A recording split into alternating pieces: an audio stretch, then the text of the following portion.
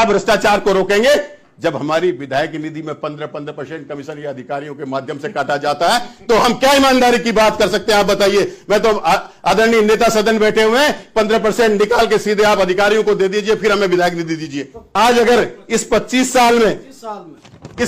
साल में अगर हम बात करें तो इस उत्तराखंड को जवान होने के साथ यहां कुछ जवान हुआ है तो भ्रष्टाचार जवान हुआ है।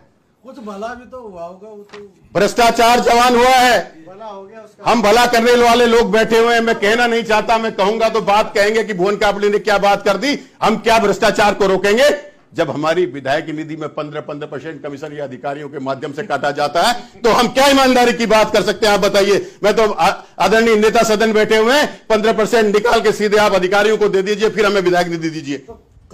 मैं आपसे सब जानते हैं। मैं आपसे कहना चाहता हूं अध्यक्ष जी, इन 15 सालों में कुछ जवान हुआ है तो महिलाओं पे अपराध जवान हुआ है इस प्रदेश में। इन 25 सालों में अगर कुछ जवान हुआ है तो किसानों में कर्जा जवान हुआ है। इन 25 सालों में पहाड़ के खेतों में वो जानवर जवान हुए हैं जो खेती को खत्म करते हैं, पहाड़ पे खेती नहीं हो पा रही है। इन 25 सालों में प्रदेश में रोजगार को बेचने वाले अपराधी जवान हुए हैं। इस उत्तराखंड में उन आंदोलनकारी जो आज भी हमारे खटीमा में 253 है, उसी ग्राउंड में है जिस ग्राउंड में 800 लोग हुए हैं, उसमें से 3 लोग तो स्वर्ग सिधार गए, उनको अधिकार नहीं मिल पा रहा है। मैं आपसे कहना चाहता हूं, ये बहुत मैं कड़वे शब्द बोल रहा हूं, लेकिन ये सच्चाई है। और जब तक हम सच्चाई नहीं स्वीकारेंगे तब तक इस प्रदेश का भला नहीं होने वाला, ये प्रदेश आगे नहीं जाने वाला। आज कल ही की घटना है, प्रोटोकॉल मंत्री जी से मैं कह रहा था कि अधिकारी किसी भी जनप्रतिनिधि की बात को सुनने को तैयार नहीं है, फोन उठाने को तैयार नहीं है। क्यों इतने अधिकारी बेलगाम हो गए? तो उसके भी कारण है। हल्द्वानी में इतनी बड़ी घटना हो जाती है, 9 लोगों की मृत्यु हो जाती है, 9 लोग मर जाते हैं, 100 से ज्यादा लोग 2 साल से जेल में हैं। अधिकारियों की कमी के कारण, उनकी योजना की कमी के कारण एक भी अधिकारी के खिलाफ कार्रवाई नहीं की गई। एक भी अधिकारी के खिलाफ कार्रवाई नहीं की गई। अध्यक्ष जी, अधिकारियों का भय खत्म हो गया है इस प्रदेश में। अगर हम कहीं जाते हैं, हमारे एक बड़े भाई है, इंजीनियर है, सॉफ्टवेयर कंपनी चलाते हैं बेंगलोर में, और वो कार्टून बनाते हैं, गेम बनाते हैं, और बेंगलोर में कम से कम 1000 आदमी उनके यहां काम करता है। वहां एक संस्था चलाते हैं, उस संस्था में फ्री में वो एजुकेशन देते हैं और उनको रोजगार देते हैं। वो उत्तराखंड में आए, उत्तराखंड के अधिकारियों से मिले, तो उनका ये एक्सपीरियंस था।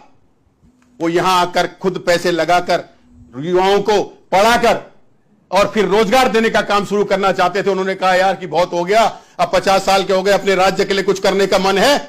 तो बोले तुम्हारा राज्य तो बड़ा ही अनोखा है भाई, हम योजना बताने के लिए गए, अधिकारी पहले कहता कि हमें क्या मिलेगा, राज्य को क्या मिलेगा, वो तो बात की बात है। 10 साल तो कांग्रेस की सरकार भी रही। समाप्त करिए। कांग्रेस की सरकार भी रही। भाजपा कांग्रेस की बात नहीं कर रहा, आप 25 सालों की बात कर रहा हूं। तो 25 साल में 10 साल तो आपकी सरकार भी रही। बात समाप्त करिए। 25 साल की बात कर रहा हूं। तो वो कहते हैं भी रही, हमारी सरकार भी रही। मैं कहां मना कर रहा हूं, मैं बात भ्रष्टाचार के खिलाफ की कर रहा हूं, किसी सरकार की नहीं कर रहा हूं।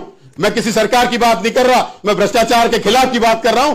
जो हावी होती हुई नौकरशाही है, जो भ्रष्ट नौकरशाही है, उसको लगाम लगाने की बात कर रहा हूं। मैं किसी सरकार की बात नहीं कर रहा हूं। आज राज्य की रजत जयंती के अवसर पर ये सत्र बुलाया गया है। इस सत्र में हमें वो बात करनी चाहिए दलगत राजनीति से ऊपर उठकर कि हम राज्य को आगे ले जा सके, हम राज्य को आगे ले जा सके। अभी न कुछ अच्छे काम भी तो हुए हैं ना, उनका तो एक जिक्र नहीं किया आपने। कहीं पूरे भाषण में एक अच्छे काम का जिक्र किया तो आप बता दीजिए। समाप्त करिए।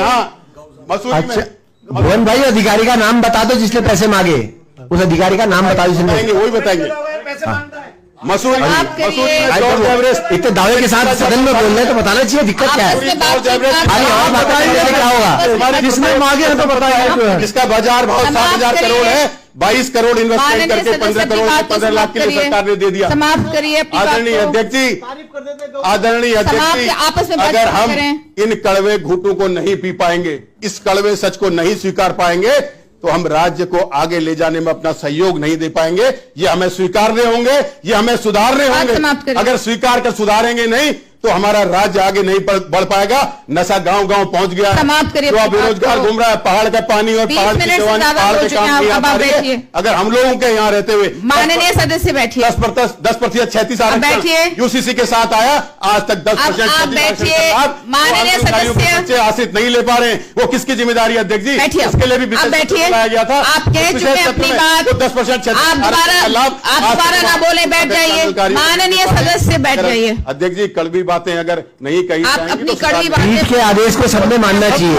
आप तो उपनेता सदन है, पीठ का आदेश मानना चाहिए आपको। आप ना बोले, आप आपका बैठे। बहुत-बहुत धन्यवाद। संचालन यहाँ से चल रहा है, वहां से नहीं। भुवन भाई, नर हो न निरात करो मन को। हो गया जो हो गया।